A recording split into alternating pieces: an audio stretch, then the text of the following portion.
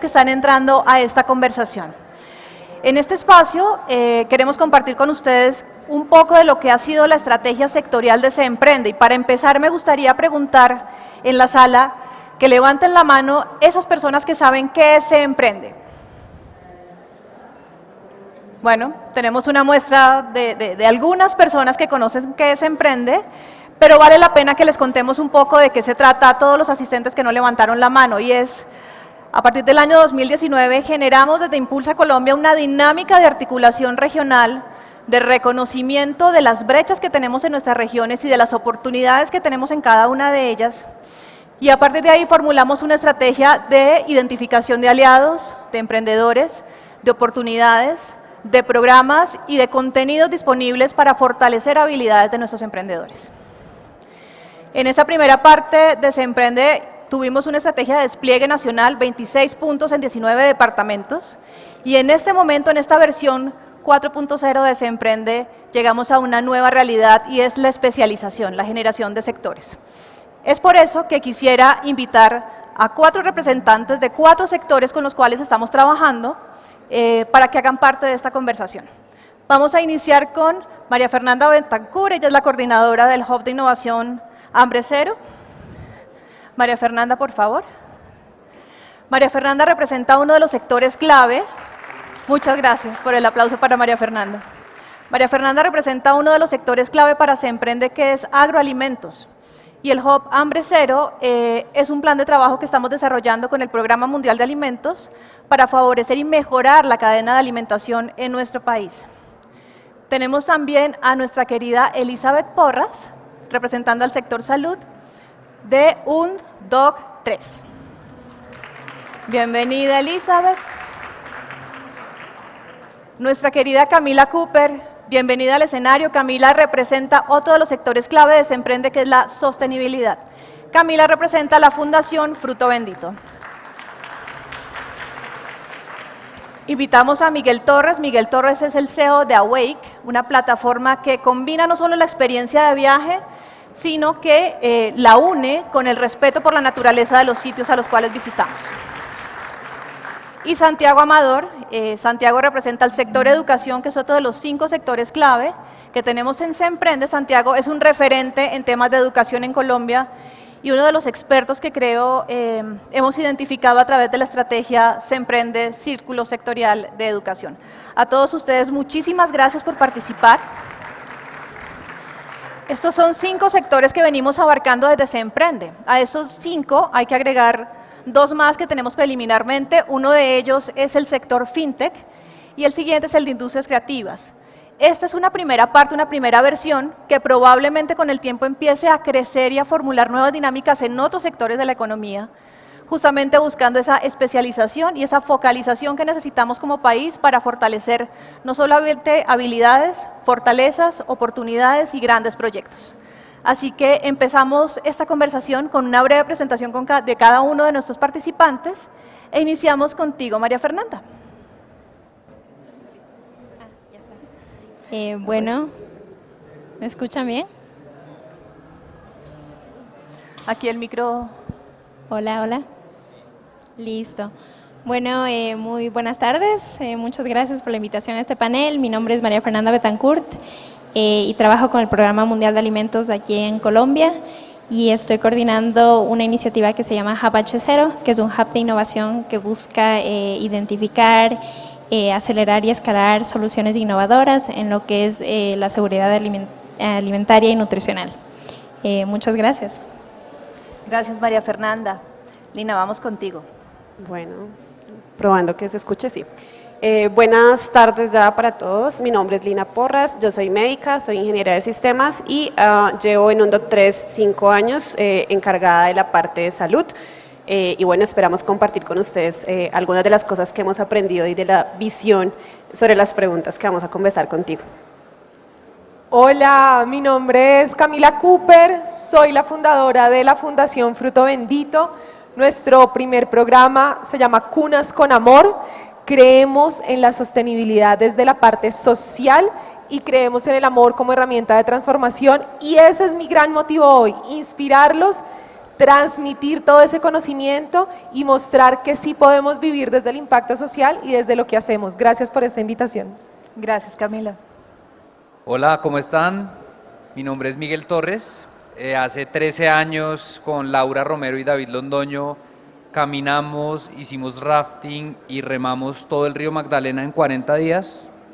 Y desde ahí empezamos a recorrer todo el país, viajando y descubriendo comunidades, ecosistemas, paisajes, sabores, colores, música, y nos enamoramos de eso. Y desde ahí creamos Awake. Awake es una plataforma de tecnología de turismo de naturaleza y conservación. Existe para inspirar y empoderar a las personas para proteger la naturaleza. Y ahorita ya les contaré un poquito más de lo que hacemos. Santiago. Bueno, un saludo a todos, muchas gracias Impulsa por la invitación. Mi nombre es Santiago Amador, yo soy cofundador del gremio de EdTech, que se llama Colombia EdTech, un gremio que ya une a 102 organizaciones que se dedican a esa unión entre la tecnología y la innovación.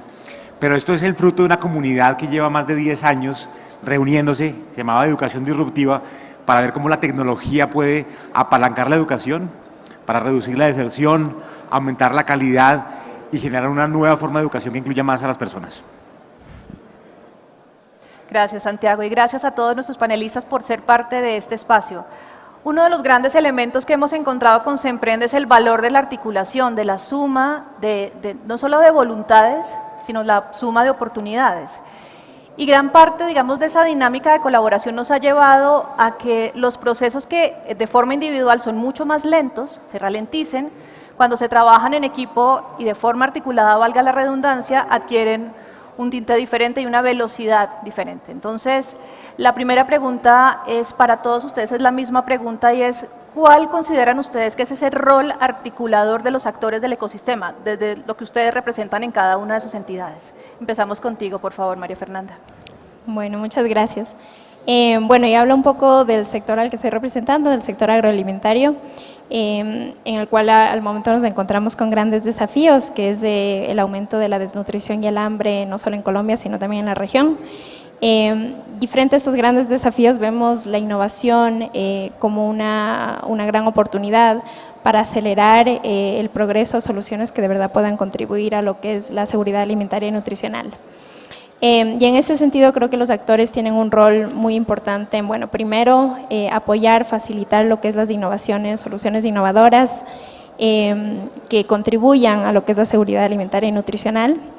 No solo apoyar directamente, sino también crear una cultura de innovación, promover mucho lo que es el intercambio de experiencias, de aprendizajes, lo que se mencionó ahora en el panel anterior, crear comunidades que se vayan fortaleciendo. Y de ahí que los actores también como que trabajen mucho en conjunto, que es lo que acabas de decir, que colaboren, que busquen siempre sinergias. Eso nos parece muy importante y celebramos mucho lo que se ha hecho desde Impulsa, de precisamente articular a los diferentes actores y reiteramos nuestro apoyo a seguir trabajando juntos en lo que es el avance de la seguridad alimentaria y nutricional. Y de hecho hemos estado trabajando en el reto Relay Impulsa, que busca precisamente encontrar soluciones tecnológicas e innovadoras para mejorar lo que es la trazabilidad en la cadena alimentaria. Eso y también, bueno, por otra parte, más a nivel de ecosistema, como fortalecer el ecosistema en general. Creo que los actores deben jugar un rol muy importante en ese sentido. También en ese sentido nos parece muy interesante el trabajo de Impulsa en lo que es llevar las innovaciones fuera de los centros urbanos a los territorios a través de los centros Semprende.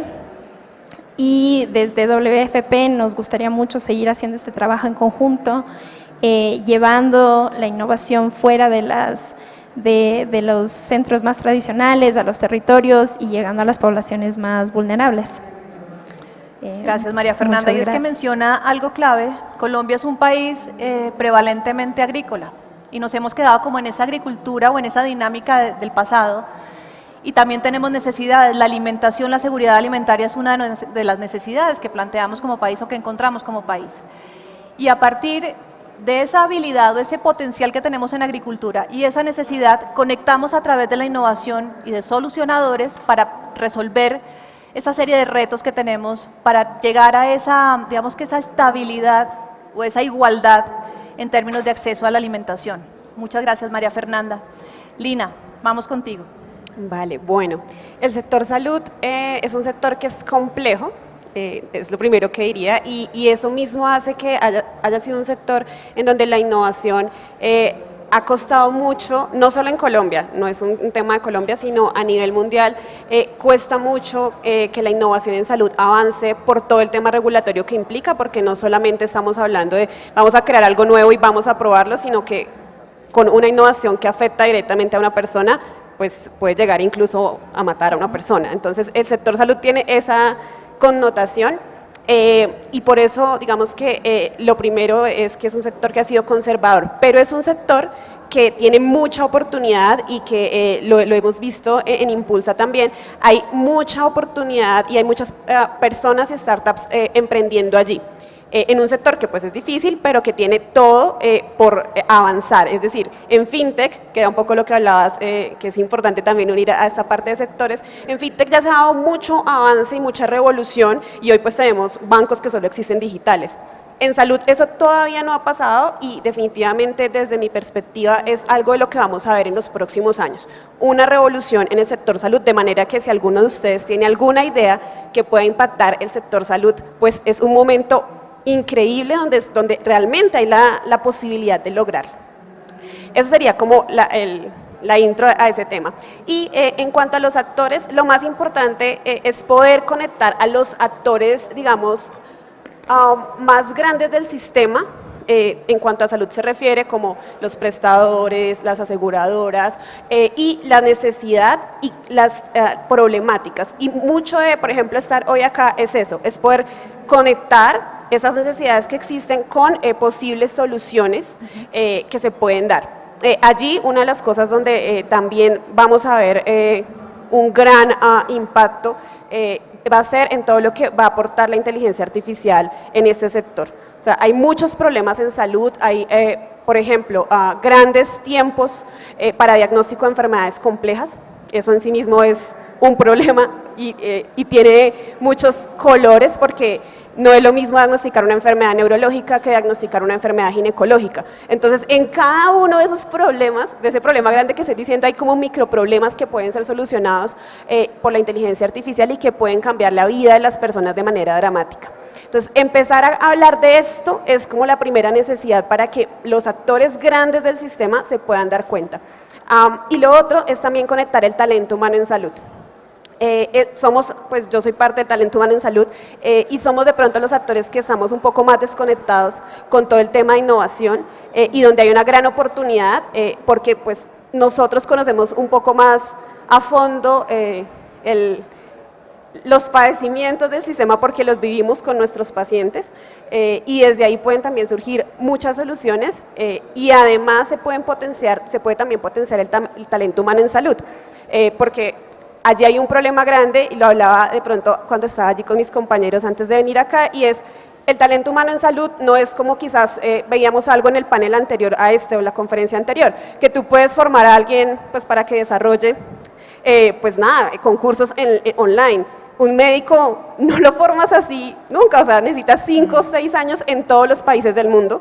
Es un talento humano difícil de formar, entonces por eso es importante conectarlo a la innovación y allí la tecnología, digamos que otro punto donde va a influir va a ser en lograr potenciar la toma de decisiones de los profesionales de la salud, que es un poco hacia donde está yendo el mundo. Entonces la conexión de los actores hace parte de que ustedes hoy acá sepan que eso está pasando, que la salud es un sector donde hay cambios que van a venir y cambios importantes, pero que también tiene una necesidad de innovar grande y empezar a articular cada vez más las necesidades que ya padecen las EPS, las IPS en el país.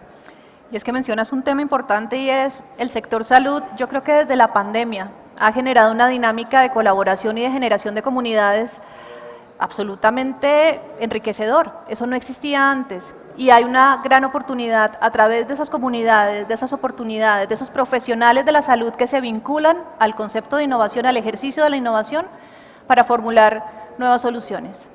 Vamos contigo, Camila, cuéntanos. Gracias, me encanta porque como embajadora de sostenibilidad creo que eso es lo que más también nos debe motivar. Debemos ser sostenibles, debemos generar precisamente impacto desde la sostenibilidad, y este es un tema muy clave. Nosotros estamos constituidos como una fundación y el rol del ecosistema, ¿cierto? Desde la academia, desde la empresa pública, privada, gobierno, es fundamental. Pero ¿de quién es el rol más fundamental en todo esto? De nosotros. Nosotros conocemos la comunidad, nosotros sentimos realmente los dolores y son lo que nos motivó a existir. Y nosotros estamos constituidos como una fundación y pudimos haber actuado como una fundación.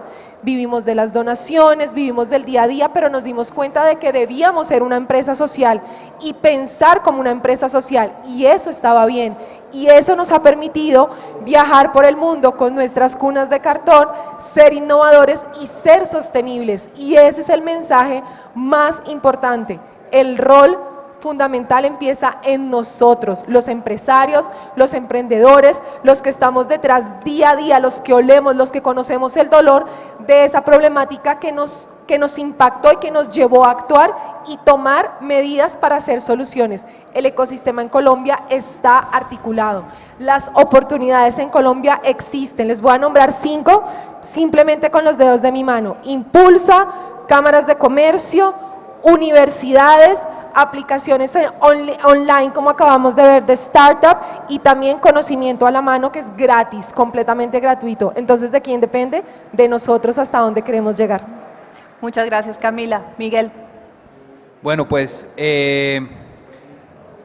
nosotros cuando pensamos el problema del cambio climático y la pérdida de biodiversidad, que es el mayor problema que estamos enfrentando como especie, como humanidad, y pensamos en una posible solución, es muy fácil darse cuenta que la solución solamente se puede dar a través de la articulación y el trabajo colectivo.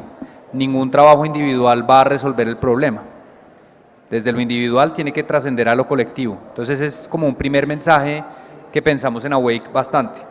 Otro tema, ¿cómo funciona la articulación? La complementariedad. Ningún problema complejo se resuelve solo, ¿no? Y un emprendimiento, hacer una empresa, es un problema complejo. Uno está, desde que crea una empresa, está al borde de la quiebra todo el tiempo, ¿no? Y bueno, hay emprendedores que lo han hecho solos y yo me les quito el sombrero. En nuestro caso, nos reunimos Laura, David y yo y decimos el equipo lo es todo, porque nuestras habilidades son complementarias. Nunca hemos estado de acuerdo en una sola conversación, nunca. Siempre hemos tenido que dialogar y llegar a acuerdos, y en lo único en que estamos de acuerdo es que siempre vamos a buscar llegar a acuerdos, y esa complementariedad fue parte del éxito de la empresa, y sin duda Awake no existiría hoy si no hubiera esa complementariedad del equipo fundador. Otro tema de la articulación interesante son las alianzas. Yo creo que un emprendimiento solo también es muy difícil, como que muchas veces venimos como con el chip de la competencia, ¿no? Yo ganar, monopolio, en Latinoamérica pasa mucho esos esquemas empresariales muy como del chip de la competencia y de a partir de cooptar el Estado, cooptar cosas, empezar a agarrar como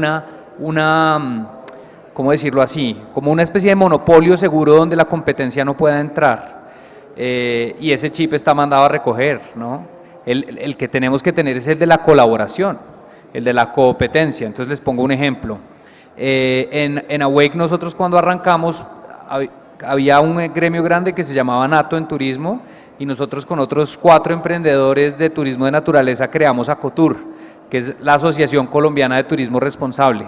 Hoy en día hay como 200 empresas en Acotur, es un gremio que tiene asiento frente al gobierno nacional, que ha impulsado varias de las políticas públicas que han resuelto temas de guianzas en el turismo de naturaleza, temas de la ley de sostenibilidad fue muy apoyada la ley de sostenibilidad en turismo fue apoyada por Acotur. Entonces ese es un ejemplo de competidores que estamos colaborando en un sector. Y lo otro, modelo de negocio de Awake, nosotros solamente conectamos, estamos creando 3 capas, conectamos personas con la naturaleza, con tecnología, ¿sí? Y con aliados. Entonces nosotros conectamos inversionistas, donantes y cooperantes. El Reino Unido a través de Awake invierte para fortalecer y robustecer proyectos turísticos y destinos. Nosotros hacemos alianzas todos los días con anfitriones, hay 350 anfitriones en 60 destinos en Colombia con los que trabajamos y que son el sustento de nuestro propósito, de nuestro trabajo. ¿Qué más? Y sí, inversionistas y los viajeros, los clientes, o sea, todas las articulaciones. O sea, cuando uno piensa, yo el mensaje que diría acá es, si uno logra obsesionarse con un problema y pensar de manera colectiva quienes están alineados en buscar resolver ese problema, se da cuenta que uno no está solo y que de la colaboración, así sea inclusive con competidores que están buscando resolver el mismo problema, pueden surgir la abundancia y yo creo que ese es un tema muy importante en el mindset del emprendimiento y de los emprendedores que estamos hoy en día acá en este planeta para resolver los desafíos tan fuertes que tenemos que resolver. Me encanta que las respuestas de ustedes dos quedaron juntas porque unen 2 conceptos importantes, la identificación del rol que tenemos cada uno de nosotros desde los lugares que habitamos, las instituciones, las entidades en las que trabajamos, por las que trabajamos y el valor de la complementariedad. Entonces, me parece que fue muy bonito que ustedes dos estuvieran juntos en esa conversación. Santi, por favor, cuéntanos. Bueno, yo quiero decir varias cosas y las anoté todas para que no se vaya a quedar ninguna por fuera. La primera es que comparto lo que decía mi antecesor y es que este ya no es el mundo de los liderazgos individuales. Adiós el liderazgo individual. Y por eso un poco también adiós la polarización y adiós los políticos. Todos podemos, los emprendedores, transformar la sociedad. Punto. Y entonces los ecosistemas son esa respuesta de eso, de la crisis del liderazgo individual. Y en los ecosistemas colaboramos. En los ecosistemas aprendemos los unos de los otros. En los ecosistemas no creemos que sabemos más que nadie, sino aprendemos constantemente, colaboramos. Y en el sector de la educación eso es importantísimo, que además es otro rol del ecosistema. En el mundo de la educación hay mucha desconfianza, es decir, los profesores y el sector educativo tradicional desconfía del emprendedor tech porque dice, oiga, usted sí me trajo una solución tecnológica, pero usted no sabe de pedagogía. Yo soy el que sabe de pedagogía. Y los de tecnología decimos, oiga, sí, yo sé de tecnología, pero es que usted siempre enseña igual.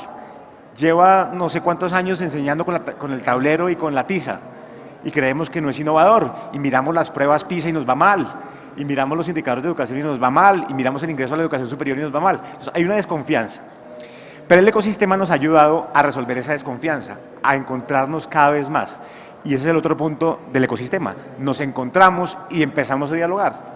Entonces, hoy ya hay rectores que están involucrados en esto y hay también antiguos, yo digo vendedores de espejitos. Me acuerdo hace un tiempo que vendía las famosas multimedia, como si la multimedia fuera a resolver la educación, y no la resolvió, pero llegábamos a vender espejitos como si lo hubiera resuelto. Entonces, eso también le ha ayudado muchísimo al emprendedor a entender que lo que está haciendo en educación y tecnología debería responder a unas necesidades pedagógicas.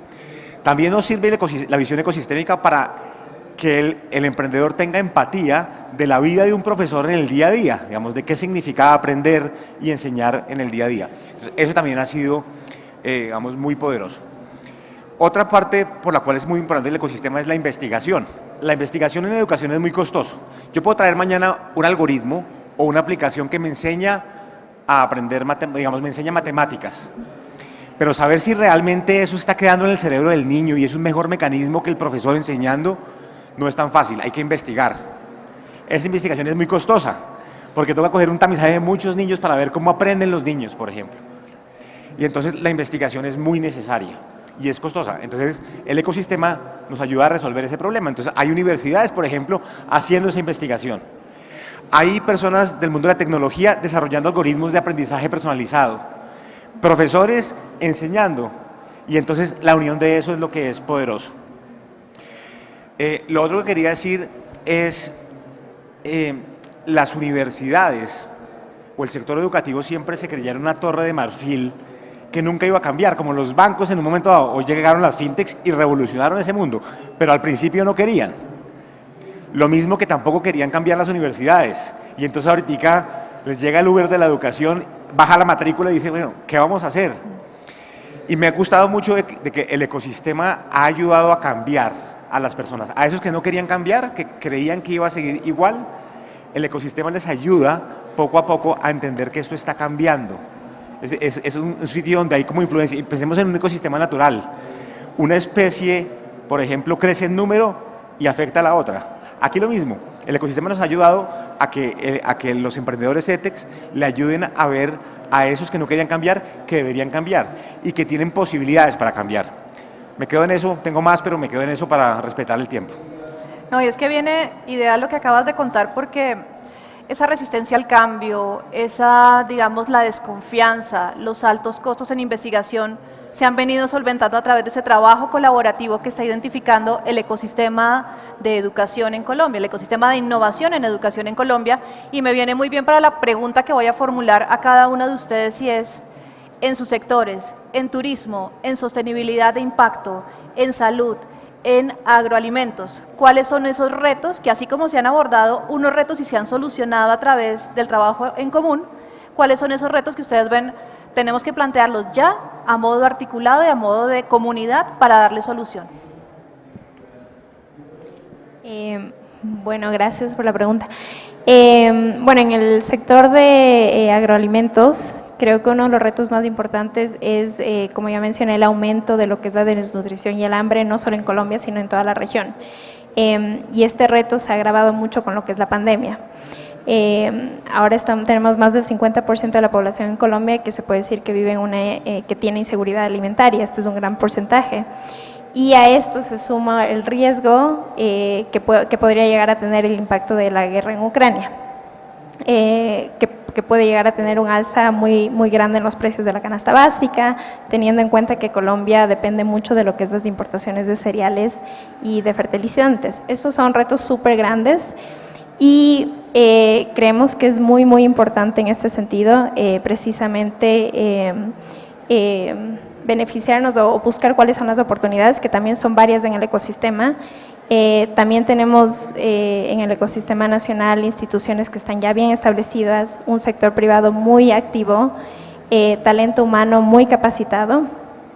El ecosistema de innovación también se ha desarrollado muchísimo en Colombia y es muy activo.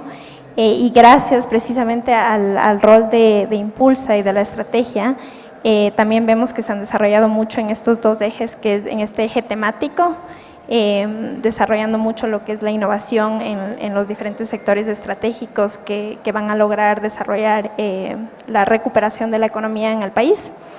Y por otro lado, precisamente lo que ya mencionamos antes, que es esto de llevar la innovación fuera a distintos territorios, llegando a las poblaciones más vulnerables. Es ahí precisamente donde vemos esa oportunidad de cómo abordar estos grandes desafíos, llegando precisamente a las poblaciones más vulnerables. Y sí, creo que es en este contexto en el que se establece el Hub H0, que es precisamente buscando potenciar, escalar soluciones que sean muy innovadoras y que logren acelerar el paso para lograr el Objetivo de Desarrollo 2, que es el hambre cero, y lograr abordar estos grandes desafíos que se encuentran en el sector. Y sí, creo que como un último, solo para recalcar, este hub se enmarca en una iniciativa más global, que es la iniciativa I4N, que es de Innovación para la Nutrición, y esta iniciativa busca precisamente convocar a tomadores de decisiones para que vean a la innovación como un mecanismo que precisamente puede acelerar el cumplimiento de objetivos tan importantes como es el Objetivo de Desarrollo 2. Gracias, María Fernanda. Gracias. Para ti, Lisa. Bueno, los retos desde este lado del sector salud e innovación. Desde lo que vimos cada día en UNDOC 3, uno de los principales retos tiene que ver con la parte regulatoria. La parte regulatoria es, desde nuestra perspectiva, a veces un poco inflexible y limitante, y en algunos escenarios pues ni siquiera como que ha contemplado cosas. Y punto de que hay escenarios que no se han contemplado, pues no solamente ocurre acá, sino ocurre a nivel mundial. No hay realmente una regulación muy clara sobre el tema de inteligencia artificial aplicado a salud. Se trabaja en eso y hay diferentes iniciativas, incluso de la ONU trabajando en todo esto, pero todavía hay retos allí. Otro reto importante es la generación de datos públicos para que se puedan validar tecnologías de inteligencia artificial aplicadas a la salud. Hay una iniciativa de Reino Unido que está avanzando en ello, pero uno de los principales retos va a seguir siendo eso, o sea, tener datos para poder entrenar un modelo y poder validarlo, y eso todavía es escaso en el sector salud y va a seguir siendo un reto, y a la par, pues regular, o sea, cuánto nivel de precisión vamos a estar dispuestos a aceptar como sociedad en un modelo de inteligencia artificial. ¿Qué tanto vamos a flexibilizar la regulación también para facilitar que se pueda innovar? Porque hoy día pues es difícil. Y sigue siendo un reto el tema del talento humano y cómo el talento humano puede interconectarse a lo largo de, por ejemplo, Latinoamérica. ¿Por qué menciono esto? Porque es muy fácil que un desarrollador trabaje desde acá, no sé, para Perú, para Chile, es muy sencillo. O relativamente sencillo porque también la regulación laboral tendrá que flexibilizarse, pero para que un médico de acá trabaje atendiendo pacientes en Chile, eso es supremamente difícil. Un programador no tiene necesariamente que pasar por un proceso de homologación para poder programar en Chile, ¿sí? Ni programar en Europa si quiere, pero un médico sí tiene que pasar por unos procesos que son en extremo complejos en los diferentes países, y eso pues simplemente retrasa el poder resolver problemas, lo complejiza demasiado. Entonces el tema regulatorio que se enfoca pues en temas de inteligencia artificial, el tema de cooperación transnacional para flexibilizar un poco más el tema de talento humano en la región, ese es un reto bueno, grande, porque desde nosotros como compañía estamos presentes en varios países de Latinoamérica y es difícil encontrar el talento que necesitamos en cada país, porque no solamente estamos hablando de que quiero encontrar un médico X, sino un médico que crea que realmente podemos impactar a las personas de manera digital y que tenga habilidades comunicativas, que esas no se las enseñan a uno en medicina, sino pues que si las tiene o no las tiene, y eso es difícil de construir. Entonces ese reto de talento humano también es difícil, y ahí se une un reto adicional que vamos a estar viendo en Latinoamérica, y es cómo el talento humano en salud está yendo hacia los países más ricos. Los países más ricos, Canadá, Alemania, están recibiendo nuestro talento humano en salud, que recuerden, les decía, se demora 5 a 6 años en formar solo un médico general. Si es especializado, súmele 4 años más. Entonces se lo están llevando para los países más desarrollados y lo estamos perdiendo en el país. Entonces ese es un reto grande y es un problema grave, especialmente porque los médicos de acá son muy apetecidos afuera, y eso pues todavía nos genera más dificultad para poder avanzar. Y finalizaría con un último reto, que es como el reto del conocimiento. Como les decía al inicio, la salud va a crecer, o sea, desde mi perspectiva, va a haber un cambio brutal en los próximos años, pero también vamos a tener un cambio brutal desde el conocimiento, y eso pues con el compañero acá del área de educación, el conocimiento en salud va a crecer un montón, y allí digamos que el reto está en que podamos facilitar tecnológicamente que el profesional de salud pueda tomar decisiones asistidas por tecnología, teniendo en cuenta el conocimiento complejo que se va a ir produciendo a lo largo de los años. Gracias, Lina. Camila, ¿cómo lo ves? Bueno, desde el sector de sostenibilidad de impacto, yo he podido llevar con nuestro equipo, hemos llevado nuestras cunas a más de 7.500 familias en todo Colombia, hemos recorrido el territorio nacional, y entender lo diverso que somos, lo rico que somos en idiosincrasia, en tradiciones, pero también eso implica una gran responsabilidad desde las políticas públicas que se establecen, desde los criterios que se establecen, porque somos muy diversos, y esa diversidad hace que las necesidades también sean únicas y que necesitemos conocer a nuestra población. Con el premio y el reconocimiento de Mujer CAFAM, trabajar con líderes y lideresas de todo el país pues nos ha permitido evidenciar que en la sostenibilidad y el impacto aún existe mucho miedo en poder vivir 100% de lo que haces, de arriesgarte 100% a dejar tu vida laboral, empresarial y dedicarte por completo a ese sueño y esa pasión, a ese dolor que encontraste en una comunidad. Y ahí es donde necesitamos articularnos para realmente trabajar porque los líderes y lideresas de nuestro país pueden, como decía mi compañero de educación, resolver todo lo que necesita nuestro país.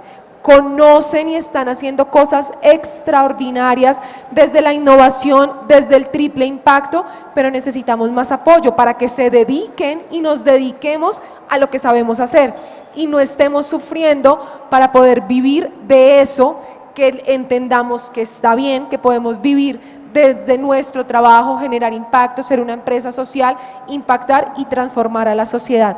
Entendemos los dolores de nuestro país, es impresionante esta gente que se va a territorio, que se va a comunidad, que genera una esperanza de vida para lugares que en nuestro imaginario ni siquiera existen, en La Guajira, en Cartagena, en Pasto, en el Amazonas, en Bogotá, en Soacha, y allá es donde debemos llegar, a esa Colombia que muchos desconocemos para aportar desde lo que sabemos. Y además, desde la parte empresarial, estamos aún muy quedados en el marketing social, en disponer realmente recursos, no por un descuento tributario, no porque vaya a pagar menos, sino realmente porque necesitamos, desde lo que cada uno está haciendo, desde los roles empresariales, desde la academia, desde el gobierno, todos empezar a darle un granito de transformación a este país y a esta sociedad que tanto lo necesita y ya es hora y lo pide a gritos. Chévere, Camila, gracias. Miguel.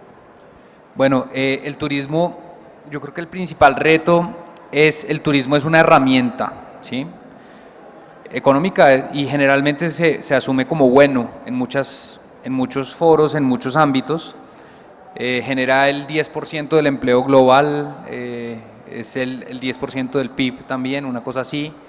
Entonces es realmente una máquina económica muy potente, que además genera muchos, como es humana, ¿cierto?, genera mucha irrigación de recursos económicos, pero el problema es que el turismo tiene un lado oscuro también. El turismo genera exclusión, el turismo genera problemas sociales en los destinos que no se manejan bien, el turismo acaba el agua, genera más residuos, hace una cantidad de cosas desastrosas si no se hace bien. Entonces yo creo que el principal reto del turismo es lograr potenciarse en todo eso que puede hacer bien y mitigar los impactos que tiene.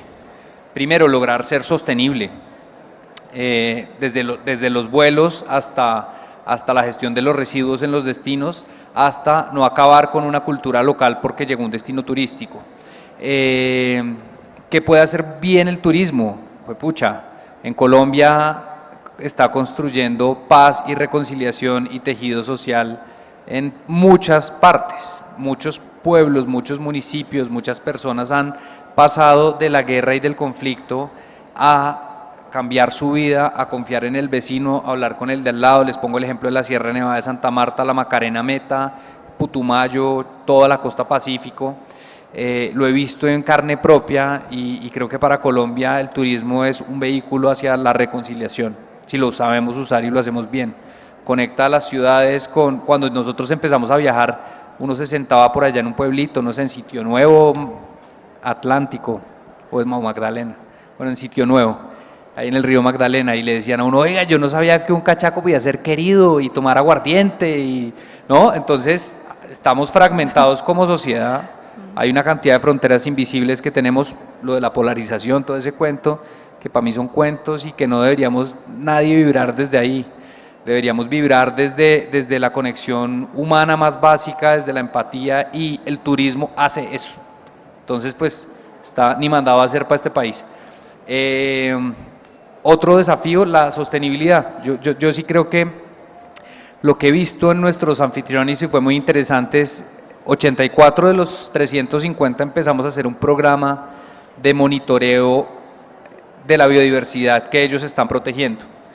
Y nos dimos cuenta que están conservando más de 100.000 hectáreas, esos 84, de manera directa. Eso es más grande que el Parque Nacional Natural Chingaza de aquí, que le presta toda el agua en servicios ecosistémicos, le da toda el agua a Bogotá. Entonces es muy impresionante. Y lo otro fue en 3 meses en un piloto con 29 organizaciones haciendo monitoreo acústico, usando tecnología, grabando los sonidos de los ecosistemas, procesándolos para ver qué especies están presentes en estos territorios. Lo que recogimos fue un volumen de 500.000 grabaciones de ecosistemas. Fuimos al Instituto Humboldt y nos dijeron, oigan, lo que están haciendo es impresionante, nunca habíamos visto un volumen así de información en monitoreo acústico, con todo el procesamiento con inteligencia artificial y ya las especies identificadas para saber qué especie en dónde está y cómo se está protegiendo y qué acciones están llevando a que la biodiversidad aumente o disminuya.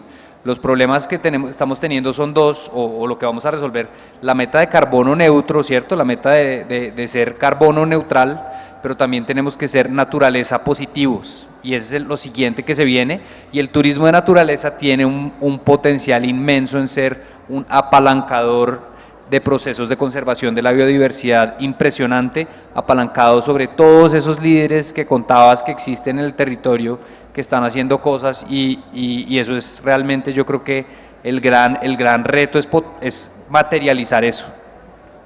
Gracias, Miguel. Santi, tú habías mencionado 3, pero seguramente tienes más. Por Tengo favor, muchos compártenos. más.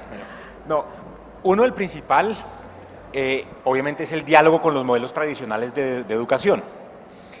Y no lo planteo como que tuviera que haber una guerra entre los dos, sino al contrario, mucha empatía. Yo, no sé si ustedes sepan, pero el 55% de los docentes del país es mayor de 50 años, de los docentes públicos. Y la llegada a la tecnología no puede significar que vamos a sacar a los docentes de 50 años porque no son tecnológicos, para nada. Al contrario, el diálogo tiene que ser muy empático y armónico, porque la tecnología sola tampoco resolvió el problema.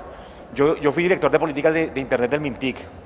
Llegamos con computadores como si los computadores fueran a resolver todos los problemas de la educación en los colegios, y no los resolvieron. Entonces, lo que digo es un diálogo, un reto es el diálogo entre unos y otros, no es convencer a los mayores de 50 de la tecnología y sacarlos si no funciona, sino al contrario, un diálogo muy productivo. Lo segundo es la apertura del sistema educativo colombiano a la educación no formal. Es como si no existiera. Regulamos la educación formal de las universidades, pero es como si Platzi no existiera. Y existe. Y existe y cumple una función muy importante. Yo hoy dirijo una maestría de innovación de una universidad, de Ariandina, es una universidad de acceso para estratos 1, 2 y 3. Y dirijo la maestría de innovación. Entre que escribimos la primera vez la maestría, la escribimos, después la aprueba el ministerio, se demora un buen tiempo, la ponemos en marcha por lo menos 3 años porque hay que darle la oportunidad, la volvemos a evaluar, la escribimos a 7 años. ¿Qué le pasa al mundo de la innovación en 7 años? Una maestría de innovación que no puede cambiar en 7 años. Voy a usar una grosería en público, nos jodimos. Entonces, ¿cómo vamos a hacer para dialogar con la educación no formal que puede reaccionar mucho más rápido? Reaccionan mucho más rápido, es decir, si mañana sale un desarrollo tecnológico, hay plataformas que pueden tener un curso en 20 días. ¿Verdad? Entonces tenemos que articular, y ese es un reto, que se empiecen a hablar la educación formal y la educación no formal.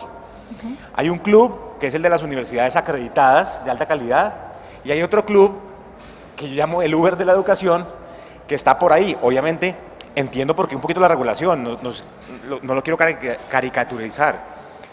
Existe la regulación porque pues tenemos que garantizar calidad, que no vendan universidades, pues que no haya esas universidades que emiten títulos sin clases. Claro, la regulación tiene que existir, pero por lo menos tenemos que dialogar entre educación formal y no formal, porque hoy se complementan mucho. Lo otro, la conectividad, es decir, la EdTech, la educación de tecnología sí depende mucho de la conectividad. En promedio, en Colombia, en los colegios públicos, incluso en Bogotá, no les estoy hablando de un municipio pequeño, en Bogotá, la educación y tecnología, ¿cómo se dio?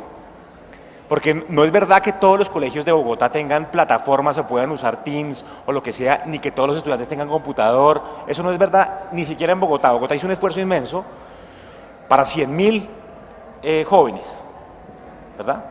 Pero eso no hace ni cosquillas y no le hace ni cosquillas a Colombia.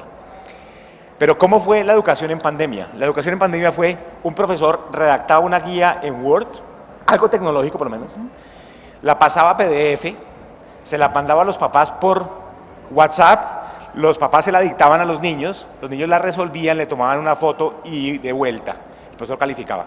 Eso es educación y tecnología en Colombia en el 80% de los casos de los colegios públicos. Eso es educación y tecnología. Ahora, si queremos traer ahora un algoritmo que enseñe matemáticas, eso es pesado en el mundo, digamos, virtual. Necesito terminales, necesito conectividad. Entonces, el reto de la conectividad es inmenso.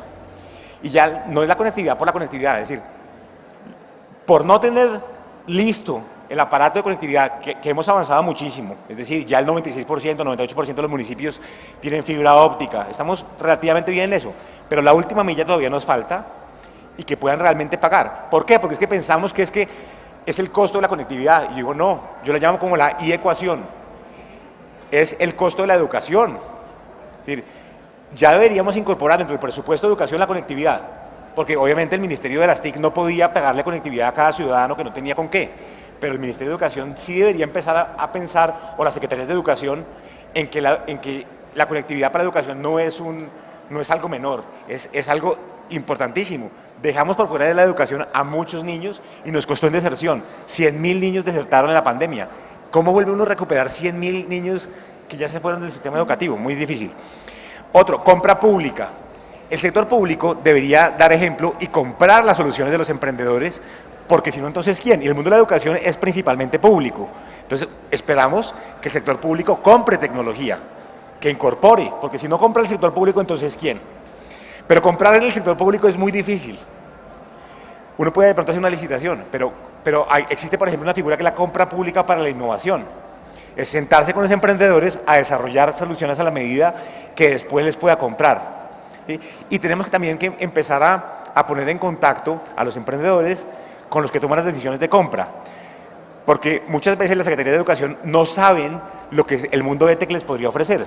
Un algoritmo, por ejemplo, de predicción vocacional, a que aprendan idiomas con Duolingo, por ejemplo. Es un algoritmo de aprendizaje personalizado. Entonces, el sector educativo no sabe qué ofrecen y el sector de las EdTechs no sabe qué necesitan. Entonces necesitamos empezar a que se sienten más los unos y los otros. Y voy a decir de pronto uno más, porque se me acabó el tiempo.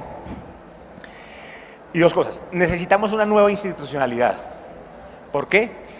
El mundo de la educación y la tecnología tiene una pequeña oficina en el Ministerio de Educación con un pequeño presupuesto, 3.000 millones de pesos que no le hacen cosquillas al mundo de que se necesita.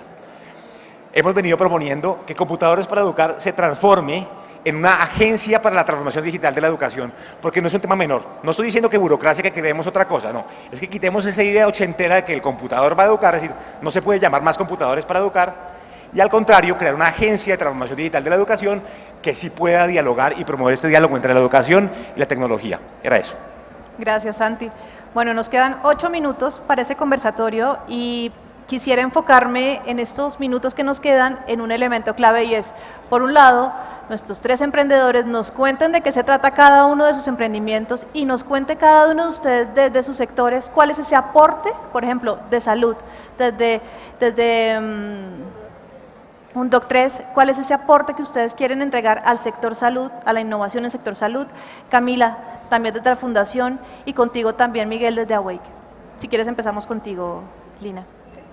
Vale, el aporte que nosotros, o en el que trabajamos todo el tiempo desde el sector salud y desde la compañía, y el problema que queremos resolver, y de ahí surge el aporte que queremos hacer a la sociedad, es resolver el tema de acceso a salud. Entonces, básicamente, nuestro objetivo es que una persona, y se lo contaba ella antes, que una persona que tiene una necesidad en salud hoy no tarde 2 días, 3 días para pedir la cita, ¿no? Y se la den en 1 mes, 2 meses, 3 meses, y en ocasiones habrán visto en redes sociales que le dan la cita y ya murió. O sea, eso no debe pasar. Y nuestra solución busca conectar a las personas en menos de 1 minuto con un profesional de la salud. Ese es el objetivo, es real, o sea, nosotros hacemos esto realidad y pueden entrar a undoc3.com y ver y probar, o sea, ver que ya lo estamos haciendo. Y también me gustaría mencionar que lo que ha dicho Santiago de los retos de educación esos retos también los tenemos en el sector salud. Porque, por ejemplo, en el tema de videollamadas, o sea, mucha gente cuando nosotros vamos a comercializar nuestro producto, digamos, estamos enfocados en el negocio B2B, business to business, y muchas veces hablamos con los VPs de talento humano, y ellos encantados con la videollamada. ¿Ustedes tienen videollamada? Tenemos videollamada, pero nosotros queremos llegar a todas las personas de una compañía, incluyendo los operarios, y pues ajá, tienen WhatsApp, no hay suficiente ancho de banda para una videollamada, y por eso nuestra solución tiene también chat, porque digamos que sí existe, el mundo que vivimos es una burbuja y nosotros tenemos acceso a videollamadas, seguramente la mayor parte de ustedes también, pero la mayor parte de la población, incluso en Bogotá, como lo dijo él, no lo tiene. Entonces, el poder también ajustar la solución a las necesidades y las realidades que vive la población es una de las cosas que nosotros hacemos en 1.3, y nuestro aporte se enfoca específicamente en el acceso y también en darle la visibilidad al sector de que en el sector salud están pasando cosas innovadoras y bueno, como lo dije antes, lo que viene en el sector salud es grande, y eso va a aportar a que muchos de los dolores que hoy sentimos del sistema pues sean menores, aunque nuestro sistema, y aunque de pronto muchos de ustedes no vayan a estar de acuerdo en lo siguiente que voy a decir, nuestro sistema de salud, a pesar de que todos los días nos lo pinten que es terrible y que no funciona y que es, mejor dicho, un desastre, comparado con otros países no es tan malo, y eso se los quiero decir de todo corazón, porque yo sé que acá, sí, nos demoramos 2 meses, sí, la cita, lo que les dije antes, la cita cuando ya falleció, ya para qué, pero comparado a nuestro sistema con sistemas del primer mundo y de Latinoamérica, nuestro sistema de salud no es tan malo, y resolviendo mucho más el tema de acceso, que es lo que nosotros hacemos, realmente creemos que vamos a lograr impactar mucho en las personas, que es para lo que trabajamos al final. Lina, muchas gracias y les pido un aplauso para UNDOC3, uno de los referentes de innovación en salud en Colombia. Gracias, Lina. Camila, desde la Fundación.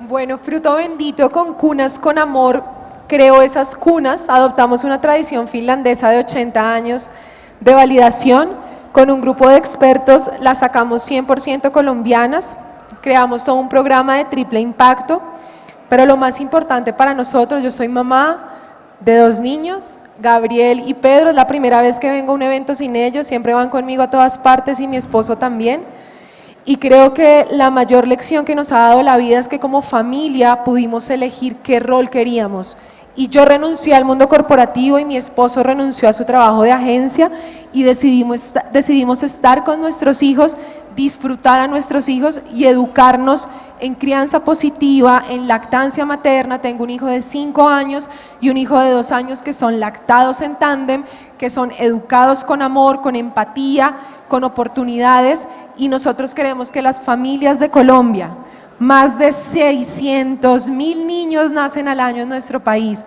las familias tengan la oportunidad de elegir si quieren estar, si quieren salir, si quieren tener oportunidades económicas y que puedan autogestionarse. Realmente creemos en el amor como herramienta de transformación y vamos a seguir trabajando para que nuestras cunas nos sigan conectando con todos los territorios y podamos brindarles oportunidades también a las familias. Acabamos de llegar de ganarnos el Premio Verde, con toda mi familia nos la llevamos a Miami a disfrutar de ese reconocimiento por el triple impacto que estábamos haciendo, y decimos, necesitamos empezar a hacer investigación de impacto, que ese ser humano que tomamos en periodo de gestación, que sembramos amor durante el poder de los 1000 días, que le dimos oportunidades a sus familias y que el día de mañana pueda ser un agente activo de nuestra sociedad, pueda llamarse Juan, Andrés, María, y podamos decir, sí podemos transformar uno a uno, cada historia de amor a la vez, y por qué no desarrollar turismo de impacto, que la gente pueda viajar y pueda ir a impactar en esas comunidades y darse cuenta de lo que podemos hacer con una cuna educando y llevando amor. Muchas gracias, Camila. Les pido también un aplauso para la Fundación Fruto Bendito, el amor como herramienta de transformación. Gracias, Camila. Miguel, cerramos contigo. Bueno, nosotros los 2 problemas que queremos resolver es, uno, la falta de oportunidades de ingresos sostenibles en la ruralidad hace que eso resulte en degradación y explotación de la naturaleza. La deforestación, la minería, la cacería, bueno, todo eso en parques, en páramos, eso es uno de los problemas. Y el otro es que nos dimos cuenta que no es fácil, no hay una forma fácil de direccionar capital dedicado a conservación a la base, a las comunidades. Los negocios de los bonos de carbono se están quedando en las oficinas en Suiza y llegan a la comunidad y hay una cantidad de intermediarios y cosas, pero no llegan a la base. Entonces, Awake tiene 3 productos. El primero es Awake Travel. Conectamos a los viajeros con anfitriones locales en estos destinos de naturaleza que son increíbles. Por ejemplo, en la Macarena Meta tenemos un anfitrión que él fue recolector de hoja de coca y hoy en día es uno de los principales emprendedores. Hoy tuve llamada con él, el año pasado tuvo utilidad de su empresa, yo le decía, oiga, usted ya se volvió millonario, increíble, da más utilidades que nuestra empresa. Por otro lado, tenemos Awake Impact y es donde implementamos proyectos de desarrollo y de impacto. Desarrollamos una plataforma de formación enfocada a negocios de turismo de naturaleza con 52 cursos online y en el último año y medio capacitamos a más de 1000 personas de nuestra red de emprendedores en exactamente lo que necesitaban aprender en cuellos de botella de su negocio, con también mentorías que van acompañando el desarrollo de los negocios de turismo de naturaleza. Articulamos también inversión, estamos haciendo una alianza para desarrollar y articular inversión para crear infraestructura sostenible de hotelería en los destinos de naturaleza, anclada a la comunidad y anclada a procesos de conservación. Entonces todo eso es impacto, desarrollar anfitriones, destinos de manera sostenible. Y tenemos Awake Bio, que es nuestra línea de conservación. Estamos haciendo monitoreo usando tecnología para ver qué especies, qué está pasando con el bosque, con imágenes satelitales, cómo está pasando, hacemos acuerdos de conservación con los anfitriones para ver qué acciones se están haciendo en conservación y la idea es que Awake Bio sea una gran plataforma que direcciona capital de conservación e inversiones en conservación a anfitriones y organizaciones de base en la ruralidad. Y eso es básicamente lo que hace Awake. Gracias, Miguel. Ahora un aplauso, por favor, para Miguel. Experiencias de viaje que cuidan y respetan los entornos naturales. Bueno, señores, a todos ustedes muchísimas gracias por hacer parte de este espacio. Creo que se nos quedan 3 grandes conclusiones. Uno y es esas fronteras invisibles que aún tenemos entre nuestras regiones, entre nuestros sectores, dentro de nuestros sectores, que tenemos que empezar a trabajar. Por un lado, reconociendo esas necesidades que tenemos como país desde cada uno de los lugares que habitamos, como les comentaba al principio, teniendo la conciencia del trabajo que realizamos, la responsabilidad que tenemos, y también entendiendo esas ventajas y esos potenciales que tenemos en todo nuestro país, y específicamente en los entornos regionales. A veces nos quedamos mucho en las ciudades principales y nos estamos dando un poco la espalda a nuestras regiones, que es justamente ese objetivo que tenemos desde Semprende, muy de la mano con las entidades y con estos emprendedores y todos los que hacen parte de la red, para seguir conectando a Colombia a partir de un concepto que me encantó, que lo dijiste tú, Miguel, la competencia. Vamos a seguir trabajando y vibrando desde la conexión. Muchísimas gracias, señores, y los invitamos a seguir en el siguiente conversatorio.